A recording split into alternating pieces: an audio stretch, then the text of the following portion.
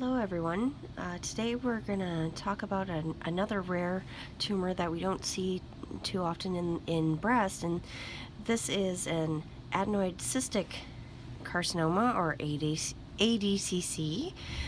So again, a very rare tumor in the breast, seen in less than 1% of all our invasive breast cancer cases, but we see these in other organs, right? We see them in a lot of ENT cases.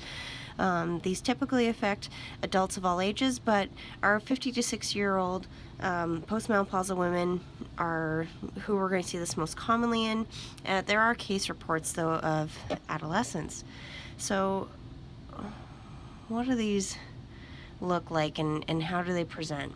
So similar to our salivary gland counterparts, we have this, I guess it's easier to appreciate maybe at low power, but you kind of have two components to this tumor.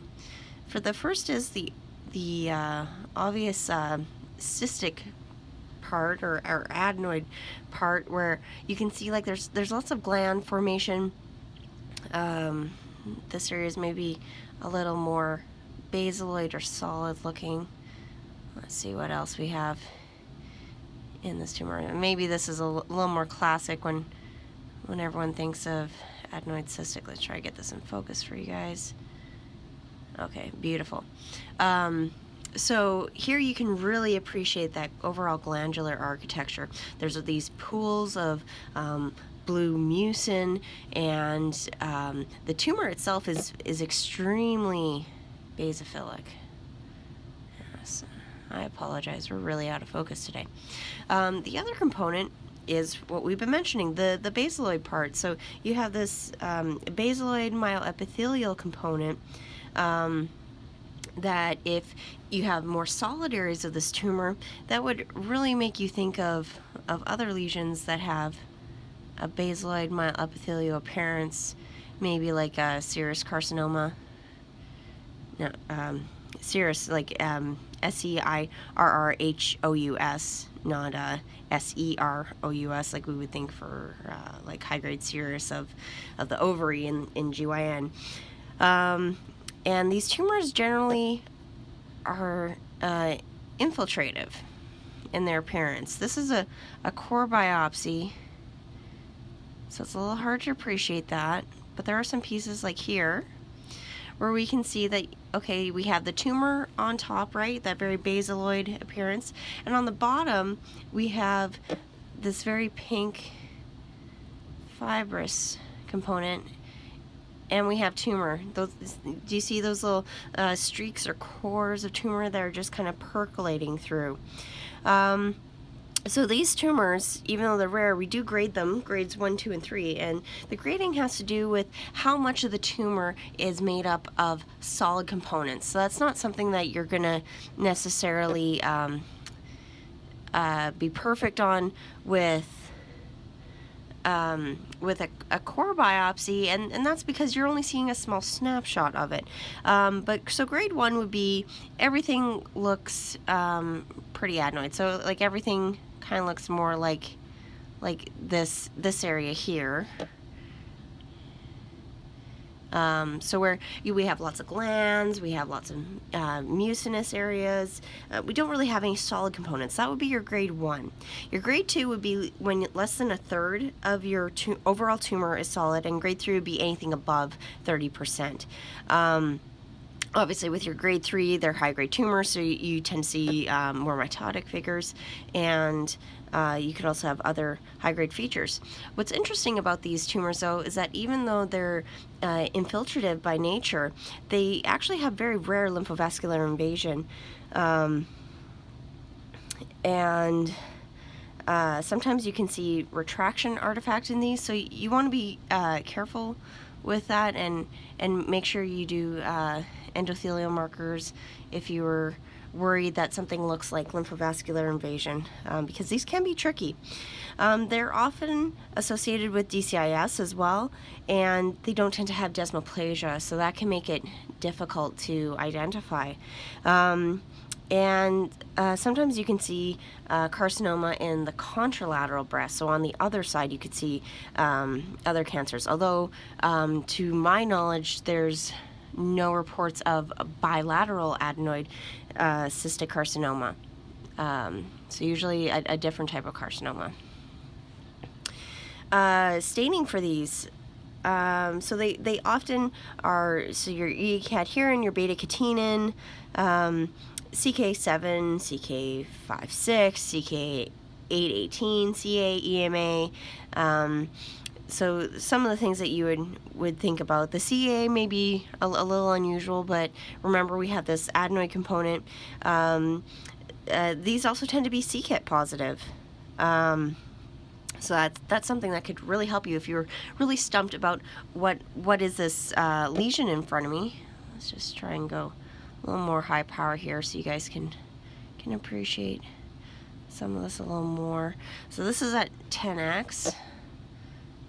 But let's try to see if we can see any nuclear features. There aren't really any nuclear features that help you with this, but you can see there are a couple scattered nucleoli.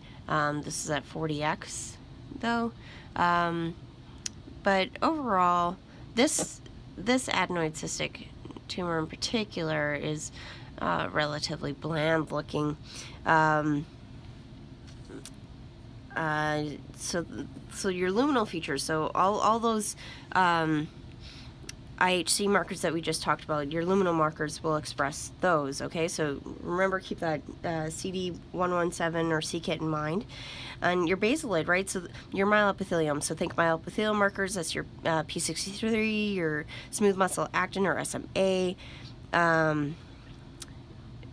Interestingly enough is that in these tumors, if you have P63 expressed, you're unlikely to have CK56 expressed. So that's something else that can help you. Because of the basaloid features as well, you can also have positive stains in like these areas where we're seeing like these beautiful mucin pools, where our mucicarmine would be positive, our alcium blue, and your collagen 4 will also be positive in some areas. So you have lots of stains at your disposal, but for me, I always try to think of stains that would be most useful in trying to figure out that this tumor is this versus that. So where there's a lot of stains that you can use for this, I think trying to form that differential in your mind of what you're going against is more helpful than anything else. If you're looking at the genetic or molecular profile of these lesions, they often have an MYB-NFIB fusion, where our proto-oncogene MYB is overexpressed. Okay, but if all you had was that fusion protein, that's not enough to call this. For my molecular friends, so if your specifics on the MYB-NIF fusion, so that would be a translocation 6 to 9 Q22 to 23 with P23 to 24. One of those little qubits that is important for boards. Rarely you can see things like BRAF mutations. Interestingly though, so even though we mentioned that CD117 and c-KIT can be positive on IHC, you're actually not going to see those mutations. So you're not going to see a c-KIT mutation in this tumor. And same with a lot of our other very rare tumors in the breast. Often these are going to be hormone negative, androgen receptor negative. There are rare reports though of these actually being estrogen receptor positive, so keep that in mind. And they are HER2 negative. So when you have our hormone receptor negative, our HER2 negative, these are going to have a basal-like triple negative phenotype.